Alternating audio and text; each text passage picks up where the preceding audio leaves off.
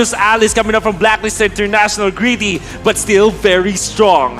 Oh, this is it. This is for all the marbles here. Is North America gonna make the biggest statement here at N3 by knocking Blacklist down to the lower bracket, or is it gonna be Blacklist taking this game? Only one may survive. Blacklist on the blue side, BTK on the red. Let's hop into the land of dawn. There's only one phrase to sum it all up.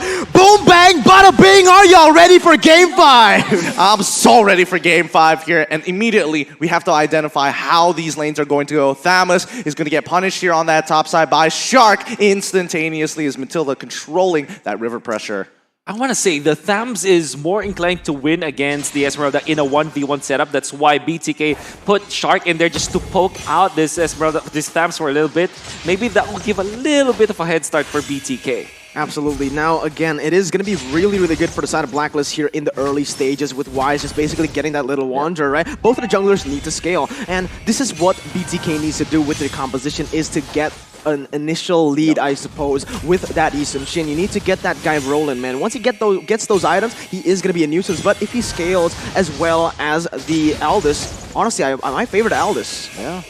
And one thing I do like about Blacklist International, this Ruby Eve combination. I love this because you always set up for the real world manipulation. And as a position 5 Ruby, you're just required to just dish out the crowd control and not much about the damage, and have the damage department be covered by the Eve. So it makes total sense to me, especially because what Blacklist International wants to do is just to drag out the game long enough for both the stacking or infinitely scaling heroes like the Aldous and the Alice will be strong in the late game. Yeah, I mean, this is the most standard meta game we've seen from either one of these sides. Very familiar, especially to the MPL regions, who overall generally hover around a lot of these heroes here. Now, BTK immediately moving in towards that top side jungle. So far, the level 4s are getting hit by both junglers at this point of time. Turtle's coming up in about 5 seconds or so. Now, rather slow, but oh my Venus now getting punished here. Mlbb getting very close to getting some good damage and maybe even first blood. Honestly, that was really good setup for the side of BTK. They go in for the trade. You can see actually that was really well coordinated. Yep. They were going for the camp in that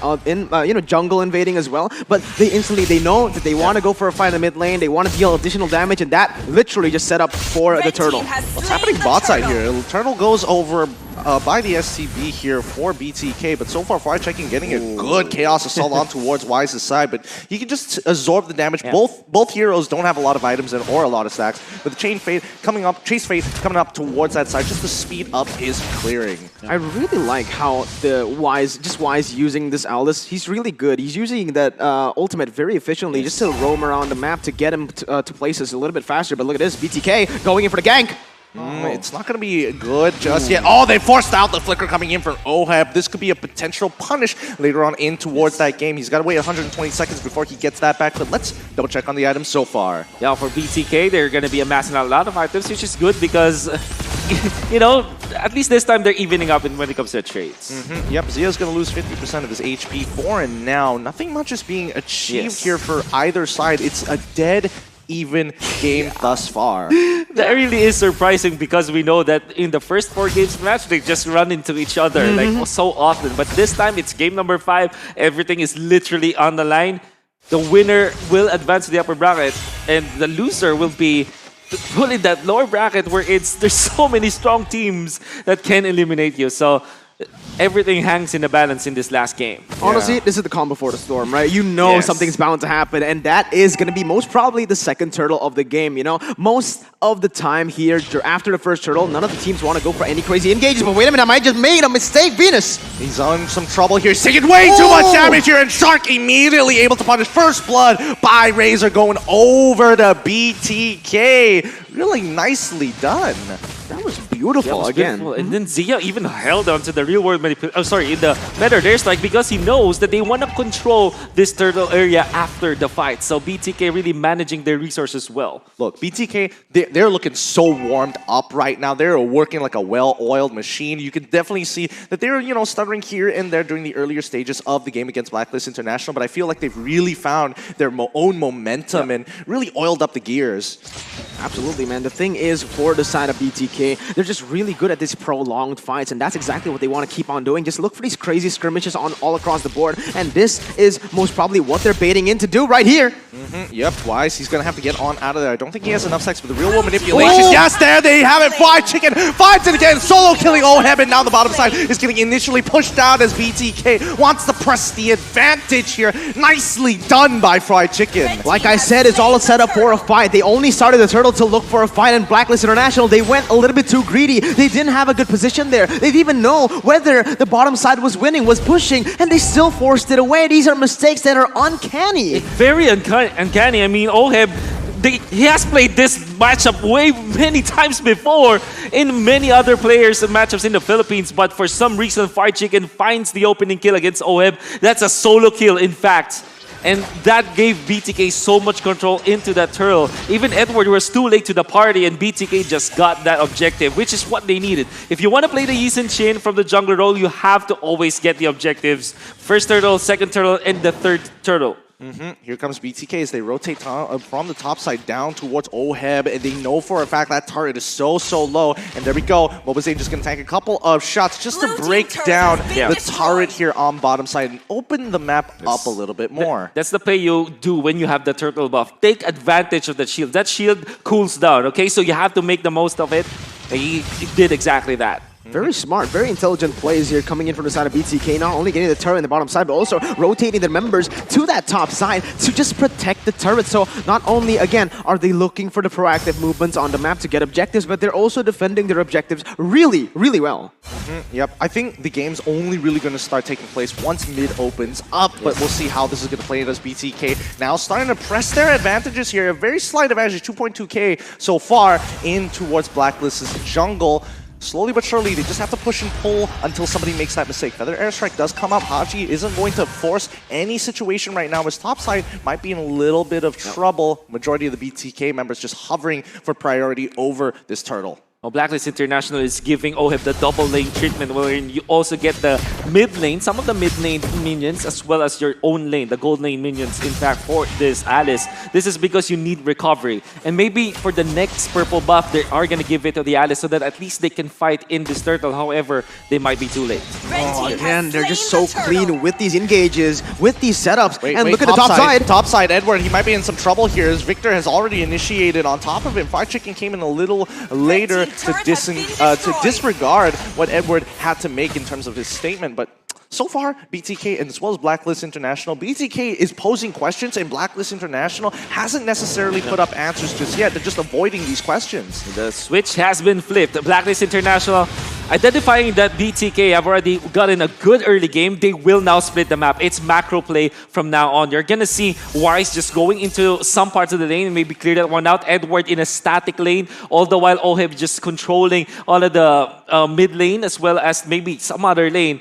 So the thing is, Blacklist International is all full macro mode at this point. What will BTK do with this, though? They're matching them. Look, Esmeralda is dealing with Aldous down on towards that bottom side, and you know, she can, for now, she can handle him while there is still time. But BTK want to press their advantage with Fried Chicken as they move on forward. Shark does not start the initiation just yet, but definitely baits Edward into potentially using something, or at the very least, popping his ult early. Oh, Shark now getting pulled in by the I'm Offended, who gets out very easily. Feathered Airstrike can guarantee that they're not going to get punished here. Mlbb throwing the flowing, but hopefully tried to deter them away. The thing about Blacklist's composition is that they really do want to go for that wombo combo team fight. If they don't get that, it's going to be actually really hard, and that's the thing. With the Yi Sun Shin, it's really good. Not only do you have that unstoppable dash, but you also have another option. You can take that guiding win. Yeah, the thing with Blacklist International is they went for the Aldous and the Alice, and this is as greedy as it sounds, right? Everybody needs those stacks. So in both Mlbb as well as Wise, they have that passive component wherein they need time, they need gold and XP.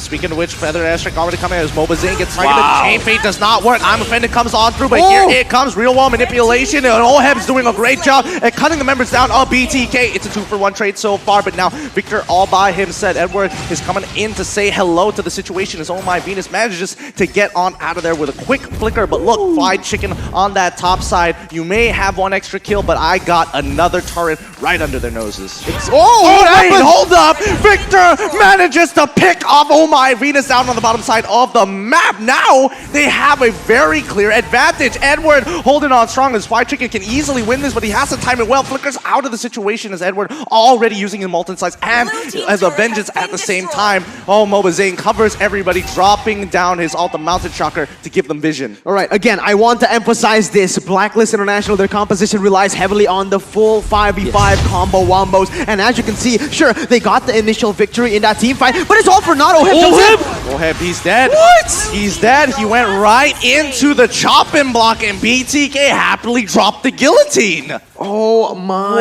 god. Very, very unlikely jump coming out from Oheb. What was he hoping to achieve there? I mean, doesn't have the best way to steal the Lord. And in fact, the Lord just, the announcer just announced that the Lord has been taken. And maybe we get to see that in the replay. All due fairness, Blacklist International, they're really off of what Miracle was trying to say, the wombo combos. You can see Haji, the Kevin Durant, the KDA machine setting up for display with the Ruby as well as the Eve combo that we have always been talking about. But off-cam kills is what we saw. I mean, what we didn't see. I mean, the kill onto the Eve. But let's see this momentum here coming out for BTK. You can see they're getting hungrier. They're getting thirstier. You know what they want. The Lord has already been achieved. And here comes the falling Star Moon on towards Y's side. They've taken all the tier 2 turrets. And with the next wave, mid-tier 2 shall fall. And Blacklist International forced back a 6K goal lead for BTK. Is this huge or what? As Haji goes into the middle of the fight, Victor is able to hold on strong. Feathered airstrike.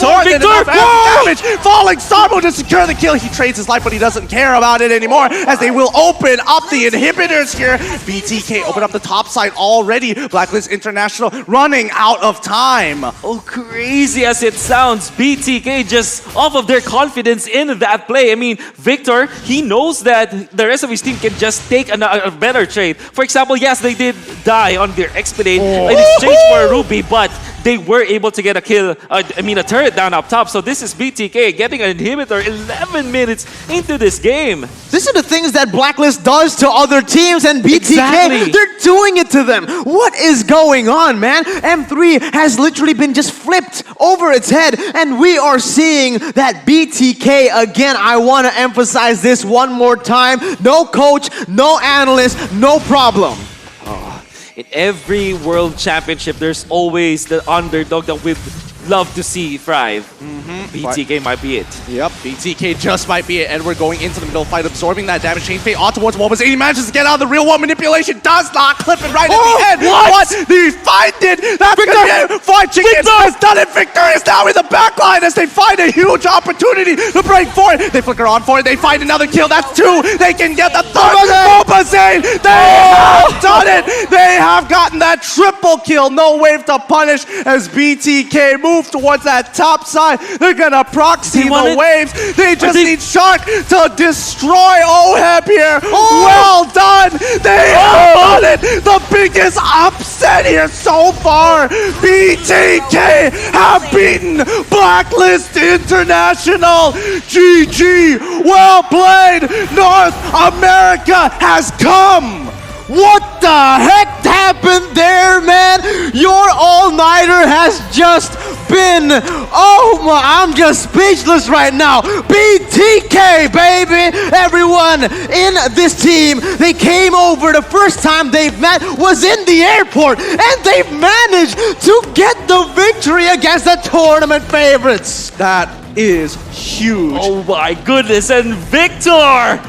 As well as Mlbb saying they're so happy with this. The odds are way against them. The 2% that went and voted for BTK from the Philippines, they're so happy with this. The majority of the regions, if you look at the other countries, they didn't vote as much for BTK, but BTK defied all odds.